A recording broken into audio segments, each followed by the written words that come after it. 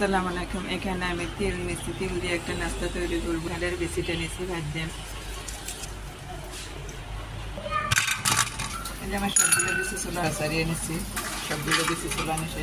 এগুলো বিচি আমি কাঁঠালের বিচি যেটা ভাজছি, ভাজছে এখন এটা শিলপাটায় আমি পেস্ট করবো। এটা আমি ভাজবো। এখানে আমি তিল দিছি আর কালো চাউল ভাজা দিছি আর কাঁঠালের বিচি দিয়েছি, একটা শুকনো মরিচ দিছি, দিয়ে আমি শিলপাটায় বাইটে আমি এটা পেস্ট করে নিচ্ছি। এটা একটা জাল নাস্তা বানাচ্ছি। মরিচটা কম হয়ে দিচ্ছি কারণ বাচ্চারা খাইবো দেখি, জন্য মরিচটা বেশিটা দিই নাই। আর মিষ্টি কুমড়ার বিচি থাকলে মিষ্টি কুমড়ার বিচি দিলাম, হলে কিন্তু মিষ্টি কুমড়ার বিচি তো নাই, আমার বাবার বাড়িতে ছিল। তাই এখানে আমি অনেক ধরনের জিনিস দিয়ে আমি খাইতাম, কিন্তু এখানে মিষ্টি কুমড়া নাই, তাই আমি দিতে পারলাম না।